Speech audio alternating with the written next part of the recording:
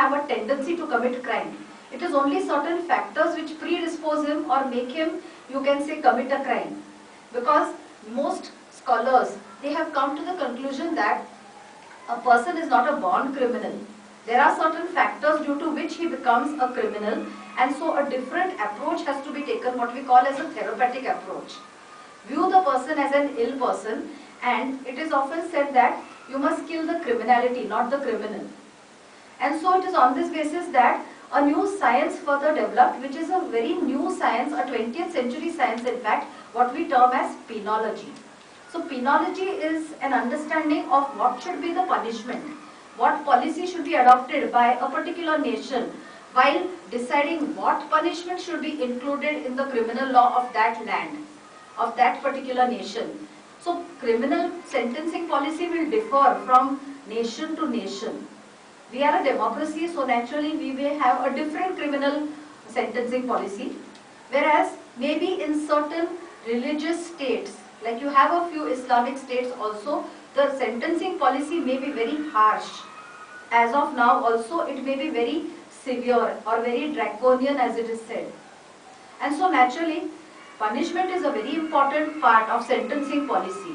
So first I'll just try to give in 5 minutes a brief overview of what we understand by the term punishment, or what exactly is the meaning of punishment. In fact, all of you have heard of our wise sage Manu, yes, who has written the Code of Manu, or what we call as the Manusmriti. In fact, in Manusmriti itself, this great lawgiver, Hindu lawgiver, has stated that punishment governs all mankind. Punishment alone preserves mankind. Punishment wakes while the guards are asleep. The wise consider punishment as the danda, or the perfection of justice. This was what was stated by Manu. So since the ancient times, there has always been crime and the need for punishment. So punishment has also been said by Saint Augustine as the justice for the unjust. There has been injustice caused due to the commission of a crime, and so when the offender or the criminal is punished, then only justice can be done. Now penology, as I told you, is a 20th century science. It is also called as the study of criminal hygiene. What is the meaning of punishment? What do you think? Anybody?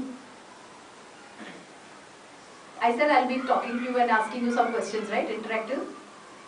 What exactly do you mean by punishment? Respond to her. Criminology students respond. Nobody? We are not talking about the Gandhian type of punishment here. If you are slapped on the face and you offer the other face cheek, that is not punishment. Or if you are offered a rose in return for some offense that you have committed, that is not punishment. The meaning of punishment is that with punishment there must be an element of pain and suffering. Unless there is this element of pain and suffering, you don't call it as a punishment. When you are asked to pay a fine, there is definitely a pain and suffering because it pinches and hurts your pocket, right? Then and then only we call it a punishment. So here, in fact, punishment has been an ideology which is given great thought by great jurists, particularly even by the jurist H.L.A. Hart. The word punishment has stemmed from a Latin term, punir, and a French term, punis. It is from there that the word punishment has been developed. Today, if we want to have a very modern definition of punishment, we can simply say that punishment is nothing but an instrument of justice. The eminent jurist H.L.A. Hart, he posed 5 questions, and if you are able to answer these questions, then the need for a proper sentencing policy arises.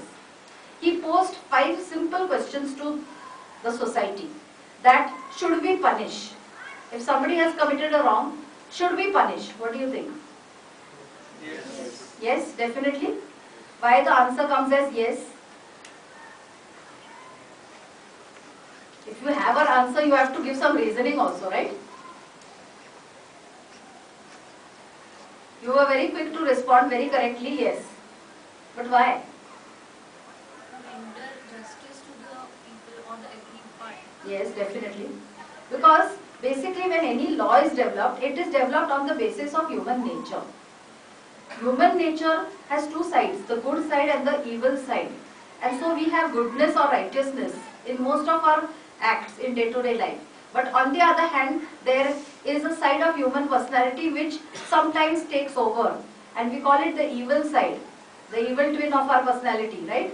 It is a negative, a dark shade of our personality, and there definitely, because human beings have this intellect and the reasoning capacity, then naturally the answer comes that yes, if there is a wrong, the reasoning capacity tells us that we should punish.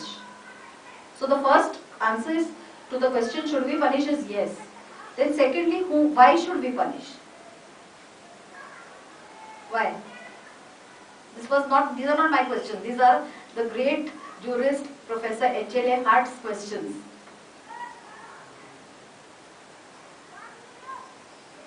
Why? Because ma'am, it may stop that person from committing such mistake again in further. Yes, very good. Give him a lesson. Yes.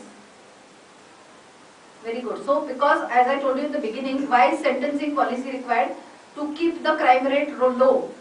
If you stop him from committing crime in future, as you have rightly pointed out, it will in future lower the crime rate. So every society wants to have a minimum crime rate, doesn't want to tell the rest of the world that we have a very high crime rate, right?